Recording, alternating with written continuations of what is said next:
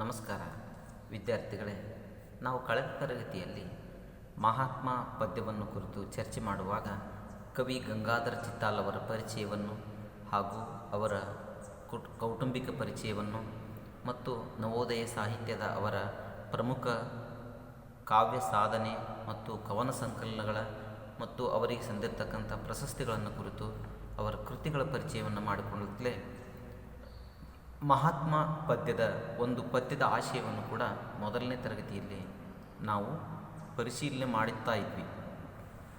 ಇದರೊಂದಿಗೆ ಮಹಾತ್ಮ ಪದ್ಯದ ಮೊದಲನೆಯ ಪದ್ಯ ಭಾಗವಾಗಿರ್ತಕ್ಕಂಥ ವಿಶ್ಲೇಷಣೆಯಲ್ಲಿ ನಾಥೂರಾಮ್ ಗೋಡ್ಸೆ ಅವರು ಗಾಂಧೀಜಿಯವರನ್ನು ಕೊಂದಿರುವ ಒಂದು ಸನ್ನಿವೇಶವನ್ನು ಅರ್ಥೈಸುತ್ತಲೇ ಮಹಾತ್ಮರ ಮರಣದಲ್ಲಿ ಪ್ರಕೃತಿ ಹೇಗೆ ಭಾಗವಹಿಸಿತು, ಈ ಮಣ್ಣು ನಡಗಿತು, ಹಗಲಹು ಬಾಡಿತು, ಬಾನಾಡಿತು ಅನ್ನುವಂಥ ಕವಿಯ ಒಂದು ಕಾಲ್ಪನಿಕ ಸತ್ಯವನ್ನು ನಾವು ಹೇಗೆ ವ್ಯಾಪಕ ಅರ್ಥದಲ್ಲಿ ಗಾಂಧೀಜಿಯವರ ಮರಣದಲ್ಲಿ ಪ್ರಕೃತಿಯ ರೋದನ ಹೇಗಾಯಿತು, ಭೂಮಿ ಹೇಗೆ ಭಾಗವಹಿಸಿತು ಅನ್ನುವಂಥ ಅಂಶವನ್ನು ನಾವು ಪರಿಶೀಲನೆ ಮಾಡುತ್ತಲೇ ಗಾಂಧೀಜಿ ಶಾಂತಿದೂತನ ಬಯಕೆ ಏನಾಗಿತ್ತು, ಈ ಭಾರತವನ್ನು ನಂದನವನ್ನಾಗಿ ಕಟ್ಟಬೇಕೆಂಬ ಅವರ ಬಯಕೆಯಲ್ಲಿ ತಿಳಿವು ತುಂಬಿದ ಕಣ್ಣು, ಒಲವು ತುಂಬಿದ ಎದೆಯ ಮತ್ತು ಛಲವನರಿಯದ ಬದುಕು ಇರಬೇಕು ಅನ್ನುವಂಥ ಅವರ ಸಂದೇಶವನ್ನು ನಾವೆಲ್ಲ ಅರ್ಥ ಮಾಡಿಕೊಳ್ಳುತ್ತಲೇ ಇವತ್ತಿನ ಒಂದು ವಿಡಿಯೋದಲ್ಲಿ ಅದರ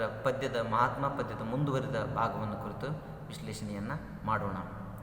ಕವಿ ಹೇಳ್ತಾರೆ, ಅಂತೆ ತವಕದಿ ಬಂದೆ ಮನದ ಮಮತೆಯ ತಂದೆ, ಹಗೆಯ ಕಾಳೋರಗವ ತವಿಪೆನೆಂದೆ, ಇತ್ತ ಕೋಲಾಹಲವು ಅತ್ತ ಹಾಲಾಹಲವು ಅಮೃತಹಾಸವ ಬೀರಿ ನಡೆದೆ ಮುಂದೆ. ಕವಿ ಇಲ್ಲಿ ಗಾಂಧೀಜಿಯವರು ಸ್ವಾತಂತ್ರ್ಯ ಹೋರಾಟದಲ್ಲಿ ಯಶಸ್ವಿಯಾಗಿರುವಂಥ ಕ್ಷಣಗಳನ್ನು ಮತ್ತು ಅವರು ಎದುರಿಸಿರ್ತಕ್ಕಂತಹ ವಿಷಮ ಪರಿಸ್ಥಿತಿಗಳನ್ನು ತುಂಬ ಸುಂದರವಾಗಿ ಈ ಸ್ಟ್ಯಾಂಜದಲ್ಲಿ ಕಟ್ಕೊಟ್ಟಿದ್ದಾರೆ. ಅಂತೆ ತವಕದಿ ಬಂದೆ, ತವಕ ಅಂದರೆ ಅದರ ಅರ್ಥ ಆತುರ, ಬಹಳ ಅವಸರ ಮಾಡಿಕೊಂಡು, ಅಂದರೆ ಗಾಂಧೀಜಿಯವರು ಪ್ರಾರಂಭದಲ್ಲಿ ದಕ್ಷಿಣ ಆಫ್ರಿಕಾದಲ್ಲಿ ತಮ್ಮ ಹೋರಾಟವನ್ನು ಪ್ರಾರಂಭಿಸಿರ್ತಕ್ಕಂಥವರು. ತದನಂತರ ಸ್ವದೇಶಿ ಹೋರಾಟಕ್ಕೆ, ಭಾರತದ ಹೋರಾಟಕ್ಕೆ 19ನೇ ಶತಮಾನದ ಆದಿಯಲ್ಲಿ ಬರ್ತಾರೆ. ಬಂದು ಬ್ರಿಟಿಷರಿಂದ ಭಾರತವನ್ನು ಮುಕ್ತಿ ಮಾಡುವುದಕ್ಕಾಗಿ ಅವರು ನಿರಂತರ ಪ್ರಯತ್ನ ಪಡುವುದಕ್ಕಾಗಿ ಅಲ್ಲಿಂದ ಬರ್ತಾರೆ. ಬಂದು ತಮ್ಮದೇ ಆಗಿರತಕ್ಕಂತಹ ಶಾಂತಿದೂತ ನೆಲೆಯಲ್ಲಿ ಸತ್ಯ ಅಹಿಂಸೆಯ ಮೂಲಕ ತಮ್ಮ ಒಂದು ಸ್ವಾತಂತ್ರ್ಯವನ್ನು ಪಡೆಯುವುದಕ್ಕೆ ಮುಂದಾಗ್ತಾರೆ. ಅದಕ್ಕೆ ಅಂತೆ ತವಕದಿ ಬಂದೆ, ತುಂಬ ಆತುರದಲ್ಲಿ ನೀವು ಬಂದ್ರಿ. ಮಮತೆಯ ತಂದೆ, ಇದು ಬಹಳ ಮುಖ್ಯ. ಭಾರತದ ಸ್ವಾತಂತ್ರ್ಯ ಹೋರಾಟದಲ್ಲಿ ಗಾಂಧಿ ಪ್ರಥಮಿಗರಲ್ಲ. ಅದಕ್ಕಿಂತಲೂ ಮೊದಲು 1857ರ ಮಹಾದಂಗೆ ಮತ್ತು ಸ್ವಾತಂತ್ರ್ಯ ಹೋರಾಟದ ಹಲವು ಘಟನೆಗಳು, ಸ್ವಾತಂತ್ರ್ಯ ಹೋರಾಟಗಾರರ ಕೆಲವು ಪ್ರಯತ್ನಗಳು ಕೂಡ ನಿರಂತರವಾಗಿ ಮುಂದುವರಿತಾ ಇತ್ತು ಮತ್ತು ನಡೀತಾ ಇತ್ತು. ಅಂತಹ ಒಂದು ಸಂದಿಗ್ಧ ಪರಿಸ್ಥಿತಿಯಲ್ಲಿ ಮಮತೆಯ ತಂದೆ, ಕವಿ ಬಳಸುವಂಥ ಈ ಪದ ಬಹಳ ಅವಶ್ಯಕವಾಗಿರ್ತಕ್ಕಂಥದ್ದು. ಈ ದೇಶದ ಸ್ವಾತಂತ್ರ್ಯಕ್ಕಾಗಿ ಮತ್ತು ಬ್ರಿಟಿಷರನ್ನು ಇಲ್ಲಿಂದ ಕಳಿಸುವುದಕ್ಕಾಗಿ ಅವರು ತಂದಿರತಕ್ಕಂಥ ನೀತಿಗಳು ಬಹಳ ಮುಖ್ಯವಾಗಿರುವಂಥವು. ಮಮತೆ ಅಂದರೆ ಪ್ರೀತಿಯನ್ನು ತಂದರು. ಯಾರಿಗೆ ತಂದರು ಪ್ರೀತಿ? ಈ ದೇಶದ ಜನತೆಗೆ ಪ್ರೀತಿಯನ್ನು ತಂದರು. ಎಲ್ಲರನ್ನು ಒಗ್ಗೂಡಿಸಿದರು. ಎಲ್ಲ ಭಿನ್ನಾಭಿಪ್ರಾಯಗಳನ್ನು ಬದಿಗೊತ್ತಿ ನಮ್ಮ ದೇಶದ ಸ್ವಾತಂತ್ರ್ಯಕ್ಕಾಗಿ ನಮ್ಮನ್ನೆಲ್ಲ ತಯಾರುಗೊಳಿಸಿದರು. ಗಾಂಧಿ ಯುಗವೇ ಇತಿಹಾಸದಲ್ಲಿ ಒಂದು ಈ ಅಂಶವನ್ನು ಪ್ರತಿಬಿಂಬಿಸ್ತದೆ. ಅದಕ್ಕೆ ಮಮತೆಯ ತಂದೆ ಅನ್ನುವಂತಹ ಮಾತು ಅಕ್ಷರಶಃ ಸತ್ಯವಾದದ್ದು. ಪ್ರೀತಿಯ ಮೂಲಕ ಗೆಲ್ಲುವಂತಹ ತಂದೆಯ ಸ್ವರೂಪದಲ್ಲಿಯೇ. ಅದಕ್ಕೆ ಇತಿಹಾಸಕಾರರು ಮಹಾತ್ಮ ಗಾಂಧೀಜಿಯವರನ್ನು ರಾಷ್ಟ್ರಪಿತ ಎಂಬ ಅಭಿಧಾನದಿಂದ ಕರೆದಿದ್ದಾರೆ. ಈ ಮಮತೆಯ ತಂದೆ ಕೊನೆಗೂ ನಮಗೆಲ್ಲರಿಗೂ ಸ್ವಾತಂತ್ರ್ಯವನ್ನು ತಂದುಕೊಟ್ಟರು ಅನ್ನುವಂಥದ್ದನ್ನು ನಾವು ನೆನಪಿನಲ್ಲಿಡಬೇಕು. ಅಂತೆ ತವಕದಿ ಬಂದೆ, ಬಹಳ ವೇಗವಾಗಿ ಭಾರತದ ಸ್ವಾತಂತ್ರ್ಯ ಹೋರಾಟದಲ್ಲಿ ಬೇಗ ಬಂದು ಅತ್ಯಂತ ಪ್ರಭಾವಕಾರಿಯಾಗಿರ್ತಕ್ಕಂಥ ಮಾರ್ಗಗಳ ಮೂಲಕ ಮಮತೆಯ ತಂದೆ, ಪ್ರೀತಿಯನ್ನು ತಂದೆ, ಭಾರತದ ಎಲ್ಲ ಹೋರಾಟಗಾರರನ್ನು, ಪ್ರಜೆಗಳನ್ನು ಬಡಿದೆಬ್ಬಿಸಿ ಅವರನ್ನು ಸತ್ಯ ಅಹಿಂಸೆಯ ಮೂಲಕ ಈ ದೇಶದ ಸ್ವಾತಂತ್ರ್ಯಕ್ಕಾಗಿ ನೀವು ಸನ್ನದ್ಧಗೊಳಿಸಿದಿರಿ ಗಾಂಧೀಜಿಯವರೇ. ಹಗೆಯ ಕಾಳೋರಗವ ತವಿಪೆನೆಂದೆ, ಕವಿಯ ಕಲ್ಪನಾತ್ಮಕವಾಗಿರ್ತಕ್ಕಂಥ ಪದಗಳು. ಹಗೆ ಅಂದರೆ ವೈರತ್ವ. ಭಾರತದಲ್ಲಿ ಎರಡು ಬಗೆಯ ವೈರತ್ವಗಳು ಸ್ವಾತಂತ್ರ್ಯ ಹೋರಾಟದಲ್ಲಿ ಇದ್ದವು. ಒಂದು ನಮಗೆಲ್ಲ ಗೊತ್ತಿದೆ, ಬ್ರಿಟಿಷರ ಜೊತೆಗೆ ಭಾರತೀಯರ ಸ್ವಾತಂತ್ರ್ಯಕ್ಕಾಗಿರ್ತಕ್ಕಂಥ ಹೋರಾಟ, ಇದು ಒಂದು ಬಗೆಯಾಗಿರ್ತಕ್ಕಂಥ ವೈರತ್ವ. ಇನ್ನು ಈ ಭಾರತ ದೇಶದಲ್ಲಿ ಜನಾಂಗೀಯ ಧಾರ್ಮಿಕ ಕಲಹಗಳು ನಿರಂತರವಾಗಿ ನಡೀತಾ ಇತ್ತು ಸ್ವಾತಂತ್ರ್ಯ ಹೋರಾಟದಲ್ಲಿಯೂ ಕೂಡ. ಇದು ಕಾಳೋರಗ ಕವಿಯ ಒಂದು ಕಲ್ಪನಾತ್ಮಕವಾಗಿರುತ್ತೆ. ಕಾಳೋರಗ ಅಂದರೆ ಕೃಷ್ಣ ಸರ್ಪ ಅಂತ ಹೇಳ್ತೀವಿ ನಾವು. ಇದು ಎಂತಹ ಸರ್ಪ ಅಂದರೆ ನಾಶಗೊಳಿಸೋದಕ್ಕೆ ಆಗದೇ ಇರತಕ್ಕಂಥದ್ದು ಮತ್ತು ಸಾಮಾನ್ಯರು ಎದುರಿಸುವುದಕ್ಕೆ ಆಗದೇ ಇರತಕ್ಕಂತಹ. ನಾವು ಪುರಾಣಗಳಲ್ಲಿ ಶ್ರೀಕೃಷ್ಣ ಪರಮಾತ್ಮ ಕೃಷ್ಣನನ್ನು ಈ ಕಾಳೋರಗವನ್ನು ಮರ್ದನ ಮಾಡಿ ಅದರ ಮೇಲೆ ನೃತ್ಯವನ್ನಾಡಿರ್ತಕ್ಕಂತಹ ಕಥೆಗಳನ್ನು ಕೇಳಿದ್ದೇವೆ. ಇಂತಹ ವ್ಯಾಪಕವಾಗಿರ್ತಕ್ಕಂಥ ಭಾರತದ ನೆಲದಲ್ಲಿ ಬೇರೆ ಬಿಟ್ಟಿರ್ತಕ್ಕಂಥ ಜಾತಿ ಧರ್ಮ ಇವುಗಳ ಅಸಮಾನತೆಯನ್ನು ತವಿಪೆನೆಂದೇ, ತವಿಪೆ ಅಂದರೆ ನಾಶಗೊಳಿಸುತ್ತೇನೆ ಅಂದ್ಕೊಂಡು ಬಂದೆ ನೀನು. ಕವಿ ನೋಡಿ ಗಾಂಧೀಜಿಯವರ ಅಂತರಂಗದ ಬಯಕೆಗಳನ್ನು ಸುಂದರವಾಗಿರುವಂತಹ ಪದಗಳಲ್ಲಿ ಹಿಡಿದಿರ್ತಿದ್ದಾರೆ. ಹಗೆಯ ಕಾಳೋರಗವ, ವೈರಿಗಳು ನಮ್ಮನ್ನು ಕೊಲ್ಲಬೇಕು ಅಂತಕ್ಕಂಥವ್ರು, ಅಂಥವರನ್ನು ನೀನೇನು ಮಾಡ್ತೀನಿ ಅಂದೆ, ನಾಶಗೊಳಿಸ್ತೇನೆ.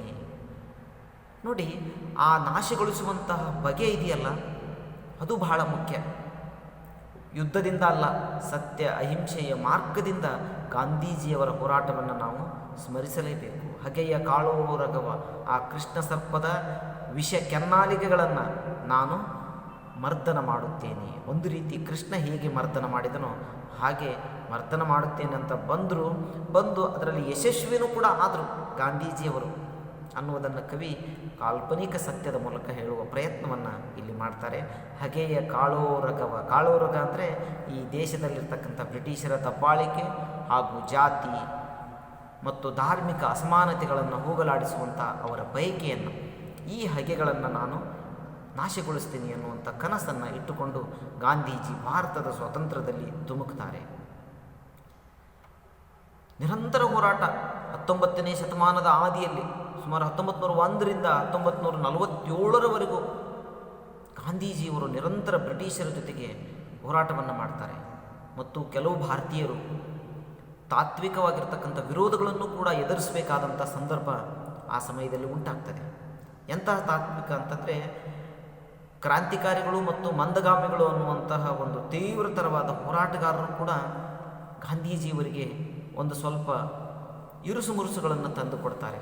ಅವರ ಹೋರಾಟಕ್ಕೆ ಒಂದು ಸ್ವಲ್ಪ ಹಿನ್ನಡೆ ಅನ್ನಿಸ್ತದೆ. ಆದರೆ ಗೆಲುವು ಮಾತ್ರ ಗಾಂಧೀಜಿಯವರ ನೀತಿಯಿಂದಲೇ ಅನ್ನುವುದನ್ನು ಕೊನೆಗೆ ನಾವೆಲ್ಲ ಅರ್ಥೈಸ್ಕೊಂಡಿದ್ದೀವಿ. ಇತ್ತ ಕೋಲಾಹಲ ಅತ್ತ ಹಾಲಾಹಲ, ಈ ಎರಡು ಪದಗಳು ಅತ್ಯಂತ ಪ್ರಮುಖವಾಗಿರ್ತಕ್ಕಂತಹ ಭಾರತದ ಪರಿಸ್ಥಿತಿಯನ್ನು ಕವಿ ಎರಡೇ ಪದಗಳಲ್ಲಿ ಕಟ್ಟಿಕೊಡ್ತಾರೆ. ಸ್ವಾತಂತ್ರ್ಯ ಸಂದರ್ಭದಲ್ಲಿ ಆಗಿರುವಂಥ ಈ ಕಹಿ ಘಟನೆಯನ್ನು ಅತ್ತ ಹಾಲಾಹಲವು ಇತ್ತ ಕೋಲಾಹಲವು. ಅತ್ತ ಹಾಲಾಹಲ, ಆ ಸಮಯದಲ್ಲಿ ಬ್ರಿಟಿಷರು ಭಾರತವನ್ನು ಬಿಟ್ಟು ಹೋಗುವಂಥ ಸಮಯ. ಅವರು ಸ್ವಾತಂತ್ರ್ಯವನ್ನು ಕೊಟ್ಟಿರ್ತಾರೆ. ಬ್ರಿಟನ್ ಸಂಸತ್ತು ಭಾರತದ ಸ್ವಾತಂತ್ರ್ಯವನ್ನು ಘೋಷಣೆ ಮಾಡಿ ಭಾರತೀಯರಿಗೆ ಸ್ವಾತಂತ್ರ್ಯವನ್ನು ಕೊಡುವುದಕ್ಕೆ ತೀರ್ಮಾನ ಕೈಗೊಂಡಿರತಕ್ಕಂಥ ಸಂದರ್ಭದಲ್ಲಿ ಹಾಲಾಹಲ ಸೃಷ್ಟಿಯಾಗ್ತದೆ. ಏನೋ ಹಾಲಾಹಲ ಅಂದರೆ ಜಾತಿ ಗಲಭೆಗಳು, ಹಿಂದೂ ಮುಸ್ಲಿಂ ಜಾತಿ ಗಲಭೆ ಭಾರತದಲ್ಲಿ ಉಂಟಾಗ್ತದೆ. ಭಾರತಕ್ಕೆ ಸ್ವಾತಂತ್ರ್ಯ ಬಂದಾಗ ಗಾಂಧೀಜಿಯವರು ಕಲ್ಕತ್ತಾದಲ್ಲಿರ್ತಕ್ಕಂಥ ನೌಕಾಲಿ ಪ್ರದೇಶದಲ್ಲಿ ಒಂದು ಸ್ಲಮ್ ಏರಿಯಾ, ಕೊಳಚೆ ಪ್ರದೇಶದಲ್ಲಿ ಜನಸಾಂತ್ವನ ಸಭೆಯಲ್ಲಿ ಭಾಗವಹಿಸಿರ್ತಾರೆ. ನೋಡಿ, ಅದೇ ಸಮಯದಲ್ಲಿ ಕಲ್ಕತ್ತಾದ ಪ್ರಮುಖ ನಗರಗಳಲ್ಲಿ ಜಾತಿ ಗಲಭೆ ಸೃಷ್ಟಿಯಾಗ್ತದೆ, ಹಿಂದೂ ಮುಸ್ಲಿಂ ಗಲಭೆಗಳು ಸೃಷ್ಟಿಯಾಗ್ತವೆ. ಇದು ಹಾಲಾಹಲ. ಹಾಲಾಹಲ ಅಂದರೆ ವಿಷ. ನೋಡಿ, ನಮ್ಮೊಳಗೆ ಜಾತಿಯ ವಿಷ ಗಾಂಧೀಜಿಯವರನ್ನು ಒಂದು ರೀತಿ ಸಾವಿಗೆ ತಳ್ಳುವುದಕ್ಕೆ ಹಾಲಾಹಲವಾಯಿತು. ಇನ್ನೊಂದು ಕಡೆಗೆ ಕೋಲಾಹಲ. ಏನು ಕೋಲಾಹಲ? ಗೊಂದಲ ಉಂಟಾಗ್ತದೆ. ಭಾರತ ದೇಶವನ್ನು ವಿಭಜನೆ ಮಾಡ್ತಾರೆ. ಸ್ವತಂತ್ರ ಪೂರ್ವದಲ್ಲಿಯೇ ಜಿನ್ನಾ ಅವರು ಪಾಕಿಸ್ತಾನದ ಉದಯಕ್ಕೆ ಆದ್ಯತೆಯನ್ನು ಕೊಡ್ತಾರೆ. ಆದಾಗ್ಯೂ ಗಾಂಧೀಜಿ ಮೊದಲು ಭಾರತದ ಸ್ವಾತಂತ್ರ್ಯವನ್ನು ಪಡೆಯುವ ಮುಂಚೂಣಿಯ ಧೋರಣೆಯನ್ನು ಅಭಿವ್ಯಕ್ತಪಡಿಸ್ತಾರೆ. ಆದರೆ ಜಿನ್ನಾ ಅವರು ಜಾತಿಯ ಧಾರ್ಮಿಕ ಆಧಾರದ ಮೇಲೆ ಪಾಕಿಸ್ತಾನದ ಒಂದು ಪ್ರತ್ಯೇಕ ದೇಶವನ್ನು ಪಡೆದುಕೊಳ್ಳುವ ಅನಿವಾರ್ಯತೆಯನ್ನು ಹೋರಾಟದಲ್ಲಿ ಬಿಂಬಿಸ್ತಾರೆ. ಭಾರತದ ವಿಭಜನೆ ಒಂದು ರೀತಿಯಾಗಿರ್ತಕ್ಕಂಥ ಕೋಲಾಹಲ, ಆಂತರಿಕವಾಗಿರ್ತಕ್ಕಂತಹ ಜಾತಿ ಕಲಹಗಳು ಹಾಲಾಹಲವಾಗಿ ದೇಶವನ್ನು ಕಾಡ್ತವೆ. ಅಂಥ ಸಮಯದಲ್ಲಿ ಗಾಂಧೀಜಿ ಸ್ವತಂತ್ರ ಬಂದಿದೆ, ತಮ್ಮ ಕನಸು ಈಡೇರಿದೆ. ಹಾಗಿದ್ರೆ ಈ ಹಾಲಾಹಲ ಕೋಲಾಹಲವನ್ನು ಯಾರು ನೀಗಿಸುತ್ತಾರೆ, ಯಾರು ಸಹಿಸುತ್ತಾರೆ? ಈ ಹಾಲಾಹಲದ ವಿಷಯವಾಗಿ ನಾವು ಪುರಾಣದಲ್ಲಿ ಒಂದು ಘಟನೆಯನ್ನು ಕೇಳಿರ್ತೇವೆ. ಶಿವನು ಸಮುದ್ರ ಮಥನದ ಕಾಲಕ್ಕೆ ಹುಟ್ಟಿರ್ತಕ್ಕಂಥ ಕಾರ್ಕೋಟಕ ವಿಷಯವನ್ನು ತಾನೇ ಸ್ವತಃ ಆಪೋಷಣ ಮಾಡಿದನು ಇಂತಲ್ಲಿ ಇಟ್ಕೊಳ್ತಾನೆ ಅಂತ. ಪುರಾಣದ ಕಲ್ಪನೆ ನಮಗೆ ಸಾಕ್ಷಾತ್ಕಾರಗೊಳ್ಳದೇ ಇರಬಹುದು. ಆದರೆ ಭಾರತದ ಸ್ವತಂತ್ರ ಹೋರಾಟದ ಹಾಲಾಹಲದ ಸಂದರ್ಭ ಗಾಂಧೀಜಿಯವರು ಮಾತ್ರ ಆ ಹಾಲಾಹಲವನ್ನು ತಮ್ಮ ಎದೆಯ ಮಡುವಿನಲ್ಲಿಟ್ಟುಕೊಂಡೇ ತಮ್ಮ ಮರಣವನ್ನು ಅಪ್ಪುವಂಥ ಸಂದರ್ಭಕ್ಕೆ ಬರುತ್ತಾರೆ. ಬಹಳ ನೋವಾಗ್ತದೆ ಅವರಿಗೆ. ಪಾಕಿಸ್ತಾನ ಅನ್ನುವಂಥ ದೇಶ ಸೃಷ್ಟಿ ಮಾಡುವುದೇ ಅವರಿಗೆ ಇಚ್ಛೆ ಇರೋದಿಲ್ಲ. ಅಂತಹ ಒಂದು ಸಂದರ್ಭದಲ್ಲಿ ಅನಿವಾರ್ಯಯುತವಾಗಿ ಅವರು ಪಾಕಿಸ್ತಾನದ ರಚನೆಗೆ ಒಪ್ಪಿಕೊಳ್ಳುತ್ತಾರೆ ಮತ್ತು ಜಾತಿ ವೈಷಮ್ಯಗಳ ಈ ಹೋರಾಟವನ್ನು ನಿಲ್ಲಿಸಬೇಕು ಅಂತ ಶಾಂತಿಯ ಮಂತ್ರವನ್ನು ಪಠನೆ ಮಾಡ್ತಾರೆ. ಅದಕ್ಕೆ ಕವಿ ಕೊನೆಗೆ ಹೇಳ್ತಾನೆ, ಅಮೃತ ಹಾಸವ ಬೀರಿ ನಡೆದೆ ಮುಂದೆ. ಅಮೃತ ಹಾಸ, ಅಮೃತ ಅಂದರೆ ಅದೊಂದು ಸ್ವರ್ಗಲೋಕದಲ್ಲಿ ಸಿಗುವಂತಹ ಸಂಜೀವಿನಿ ದ್ರವ. ಆ ಒಂದು ಹನಿ ಸಂಜೀವಿನಿ ದ್ರವವನ್ನು ಪಡೆದರೆ ನಾವು ನಿರಂತರವಾಗಿ ಜೀವಜಾಲದ ಶಕ್ತಿಯನ್ನು ಪಡ್ಕೊಳ್ತೇವೆ. ಹಾಗೆ ಅಂಥ ಸಮಯದಲ್ಲಿ ಗಾಂಧೀಜಿಯವರು ಅಮೃತ ಹಾಸವ ನಗುಮೊಗವನ್ನು ಬೀರಿ ಭಾರತೀಯರೆಲ್ಲರಿಗೂ ಧೈರ್ಯ ಸ್ಥೈರ್ಯವನ್ನು ತುಂಬಿ ಸತ್ಯ ಅಹಿಂಸೆಯ ಪ್ರತೀಕಗಳನ್ನು ರೂಪಿಸಿ ಸ್ವಾತಂತ್ರ್ಯವನ್ನು ತಂದುಕೊಟ್ಟರು. ಪಾಕಿಸ್ತಾನ ವಿಭಜನೆ ಆಯಿತು, ಆದರೂ ಸಹಿಸಿಕೊಂಡರು ಮತ್ತು ಜಾತಿ ಧಾರ್ಮಿಕ ಕೋಲಾಹಲಗಳನ್ನು ಶಾಂತಿ ಮಂತ್ರದಿಂದ ಬಂದ್ ಮಾಡಿದರು. ಹೀಗೆ ಸ್ಥಗಿತಗೊಳಿಸಿರ್ತಕ್ಕಂಥ ಅವರ ಹೋರಾಟದ ಕ್ಷಣಗಳು ಅವರ ಆತ್ಮಸ್ಥೈರ್ಯವನ್ನು ಏನೂ ಕುಂದಿರಿಸಲಿಲ್ಲ. ಅಮೃತ ಹಾಸವನ್ನು ಶಾಶ್ವತವಾಗಿರ್ತಕ್ಕಂಥ ಅವರ ದೇಶ ಕಟ್ಟುವ ಕಲ್ಪನೆಯನ್ನೇ ಇಟ್ಟುಕೊಂಡೇ ಮತ್ತೆ ಮುಂದುವರಿತಾರೆ. ಹೀಗೆ ಭಾರತಕ್ಕೆ ಸ್ವಾತಂತ್ರ್ಯ ತಂದು ಕೊಡುವಾಗ ದೇಶ ವಿಭಜನೆಯ ಪರಿಸ್ಥಿತಿಯನ್ನು ಗಾಂಧೀಜಿ ಅತ್ಯಂತ ಘೋರ ನೋವನ್ನಾಗಿ ಅನುಭವಿಸ್ತಾರೆ. ವಿದ್ಯಾರ್ಥಿಗಳೇ, ಭಾವಚಿತ್ರದಲ್ಲಿ ಮೊಹಮ್ಮದ್ ಅಲಿ ಜಿನ್ನಾ ಹಾಗೂ ಗಾಂಧೀಜಿಯವರ ಭಾವಚಿತ್ರವನ್ನು ನೀವು ವೀಕ್ಷಣೆ ಮಾಡ್ತಾ ಇದ್ದೀರಿ. ಹಾಗೂ ಭಾರತದ ಪ್ರಥಮ ಪ್ರಧಾನಿ ನೆಹರು ಹಾಗೂ ಮೊಹಮ್ಮದ್ ಅಲಿ ಜಿನ್ನಾ ಅವರ ಎರಡೂ ದೇಶಗಳ ಪ್ರತೀಕ ಅನ್ನುವಂತಹ ಸ್ವರೂಪದ ಚಿತ್ರವನ್ನು ಮತ್ತು ಅಲ್ಲಿ ಚಿತ್ರದಲ್ಲಿ ಕೆಲವು ಭಾಗಗಳು ವಲಸೆ ಹೋಗುವ ಭಾಗಗಳು, ರೈಲಿನಲ್ಲಿ ವಲಸೆ ಹೋಗ್ತಕ್ಕಂಥ ಮತ್ತು ನಡೆದು ಹೋಗ್ತಕ್ಕಂಥ ದೃಶ್ಯಗಳನ್ನು ನಾವು ನೋಡ್ತಾ ಇದ್ದೀವಿ. ಇವುಗಳು ಭಾರತದಲ್ಲಿರ್ತಕ್ಕಂಥ ಮುಸ್ಲಿಮರು ಪಾಕಿಸ್ತಾನಕ್ಕೆ ಹೋಗುವಂಥ ಕರಾಳ ಮುಖದ ಚಿತ್ರಗಳನ್ನು ನಮ್ಮ ಎದುರಿಗೆ ತೋರಿಸ್ತವೆ. ಹೀಗೆ ಭಾರತ ವಿಭಜನೆಯ ಕಹಿ ನೆನಪನ್ನು ದೇಶದ ರಾಷ್ಟ್ರಪಿತ ಅನುಭವಿಸಿ ತುಂಬ ದುಃಖಕ್ಕೆ ಒಳಗಾಗ್ತಾರೆ ಅನ್ನೋದನ್ನು ಕವಿ ಈ ಒಂದು ಅಂಶದಲ್ಲಿ ನೆನೀತಾರೆ. ವಿದ್ಯಾರ್ಥಿಗಳೇ, ಈ ಚಿತ್ರದಲ್ಲಿ ಭಾರತ ವಿಭಜನೆಯ ಕೆಲವು ಸಂದರ್ಭಗಳ ಚಿತ್ರಗಳನ್ನು ನಾನು ಸಂಗ್ರಹಿಸಿದ್ದೀನಿ. ಭಾರತ ವಿಭಜನೆಯ ಸಂದರ್ಭದಲ್ಲಿ ಭಾರತದಲ್ಲಿರ್ತಕ್ಕಂಥ ಮುಸ್ಲಿಮರು ಪಾಕಿಸ್ತಾನಕ್ಕೆ ಹೊರಟು ಹೋಗ್ತಕ್ಕಂಥ ಮತ್ತು ಪಾಕಿಸ್ತಾನ ಭಾಗದಲ್ಲಿರ್ತಕ್ಕಂಥ ಹಿಂದೂಗಳು ಭಾರತಕ್ಕೆ ಬರುವಂಥ ಕೆಲವು ಚಿತ್ರಗಳು ಈ ಎರಡೂ ಭಾಗದಲ್ಲಿ ನಿಮಗೆ ಕಾಣಿಸ್ತಾ ಹೋಗ್ತವೆ. ಇದಿಷ್ಟು ಅರ್ಥೈಸುತ್ತಲೇ ಕವಿ ಹೇಳ್ತಾನೆ, ಅಂತೆ ತವಕದಿ ಬಂದೆ ಮನದ ಮಮತೆಯ ತಂದೆ, ಹಗೆಯ ಕಾಳೋರಗವ ತವಿಪ್ಪೆನೆಂದೆ, ಇತ್ತ ಕೋಲಾಹಲ ಅತ್ತ ಹಾಲಾಹಲ, ಅಮೃತ ಹಾಸವ ಬೀರಿ ನಡೆದೆ ಮುಂದೆ. ಅಂದರೆ ಗಾಂಧೀಜಿ ಕೊನೆಗೆ ಯಶಸ್ವಿ ಆಗ್ತಾರೆ. ಅಷ್ಟು ನೋವಿನಲ್ಲೂ ಕೂಡ ನೋಡಿ, ಈ ಚಿತ್ರದಲ್ಲಿ ನೀವು ಗಮನಿಸ್ತಾ ಇದ್ದೀರಿ, ಜಾತಿ ವೈಷಮ್ಯದ ಹೋರಾಟಗಳನ್ನು ವಿಜಯ ಸಾಧಿಸುವಂಥ ಒಂದು ಕಾಲ್ಪನಿಕ ಚಿತ್ರ.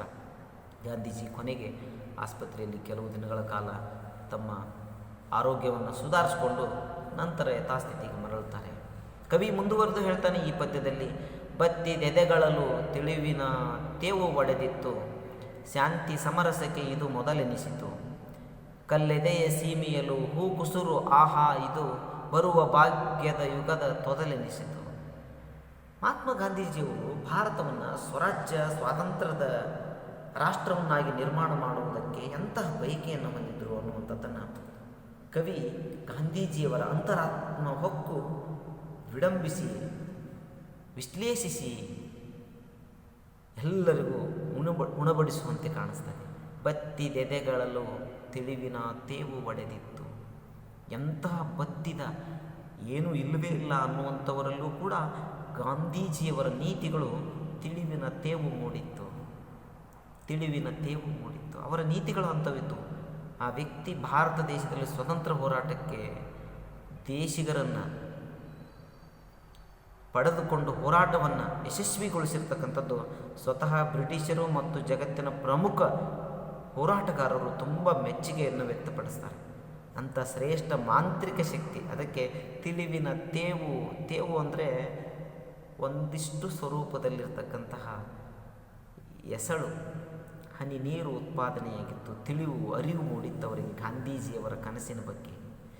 ಶಾಂತಿ ಸಮರಕ್ಕೆ ಇದು ಮೊದಲೆನಿಸಿತು. ಅವರೇನು ಇಟ್ಕೊಂಡಿದ್ರಲ್ಲ, ಈ ದೇಶವನ್ನು ಒಂದು ನಂದನವನವನ್ನಾಗಿ ಮಾಡಬೇಕು, ಶಾಂತಿಯಿಂದ ಸ್ವಾತಂತ್ರ್ಯವನ್ನು ಪಡೆಯಬೇಕು, ಶಾಂತಿಯಿಂದ ಈ ಹೋರಾಟವನ್ನು ನಾನು ಗೆಲ್ಲಬೇಕು ಅನ್ನುವಂಥ ಅವರ ಬಯಕೆಗೆ ಯಾವಾಗ ಬತ್ತಿದ ಎದೆಗಳಲ್ಲೂ ಕೂಡ ಒಂದು ಅರಿವು ಮೂಡಿತೋ, ಅಂದರೆ ಬ್ರಿಟಿಷರು ಇಲ್ಲಿರ್ತಕ್ಕಂಥ ಕೋಮುವಾದಿಗಳಿಗೆ ಅವರು ಏನು ತಿಳಿಸಿ ಹೇಳಿದ್ರಲ್ಲ ಅದನ್ನೆಲ್ಲವನ್ನು ಅರ್ಥೈಸಿಕೊಂಡು ಬ್ರಿಟಿಷರು ಭಾರತವನ್ನು ಬಿಟ್ಟು ಹೋದರು. ಕೋಮುವಾದಿಗಳು ತಮ್ಮ ಕೋಮುತನವನ್ನು ಬಿಟ್ಟುಕೊಡೋದಕ್ಕೆ ಸನ್ನದ್ಧರಾದರು. ಹೀಗೆ ಗಾಂಧೀಜಿಯವರ ಈ ಬಯಕೆಗಳು ಶಾಂತಿ ಸಮರಸಕ್ಕೆ ಇದು ಮೊದಲೆನಿಸಿತು. ಅವರ ಹೋರಾಟ ಯಶಸ್ವಿಯಾಗುವ ಕ್ಷಣಗಳು. ಕಲ್ಲೆದೆಯ ಸೀಮೆಯಲು ಹೂ ಕುಸುರು ಆಹಾ ಇದು ಬರುವ ಭಾಗ್ಯದ ಯುಗದ ತೊದಲೆನಿಸಿತು. ಕಲ್ಲೆದೆಯ ಸೀಮೆಯಲು ಅಂಥ ಗಟ್ಟಿ ವ್ಯಕ್ತಿ. ಕಲ್ಲೆದೆ ಅಂದರೆ ಗಟ್ಟಿಯಾಗಿರ್ತಕ್ಕಂಥವರು. ಅಂದರೆ ಬ್ರಿಟಿಷರು, ಈ ಕೋಮುವಾದಿಗಳು, ದೇಶದ್ರೋಹಿಗಳು ಇವರನ್ನು ಎಷ್ಟು ಬೇಗ ನಾವು ಪರಿವರ್ತನೆ ಮಾಡೋದಕ್ಕೆ ಸಾಧ್ಯ ಆಗೋದಿಲ್ಲ. ಆದರೆ ಅಂಥವರ ಎದೆಯಲ್ಲೂ ಕೂಡ ಗಾಂಧೀಜಿ ಹೂವು ಕುಸುರುಗಳನ್ನು ಅರಳಿಸುವಂಥ ಕೆಲಸವನ್ನು ಮಾಡಿದರು. ನೋಡಿ, ನಿರಂತರ ಹೋರಾಟ. ಗಾಂಧೀಜಿಯವರ ಹೋರಾಟಕ್ಕೆ ಬ್ರಿಟಿಷರು ಸೋತು ಹೋಗ್ತಾರೆ. ಈ ವ್ಯಕ್ತಿಯನ್ನು ನಾವು ಸಮಜಾಯಿಷಿ ಮಾಡೋಕ್ಕೆ ಸಾಧ್ಯನೇ ಇಲ್ಲ, ಸ್ವತಂತ್ರ ಕೊಡುವುದೇ ಒಳ್ಳೆಯದು. ದೇಶದ್ರೋಹಿಗಳು ದೇಶ ಪ್ರೇಮಿಗಳಾಗಿ ಪರಿವರ್ತನೆಗೊಳ್ತಾರೆ.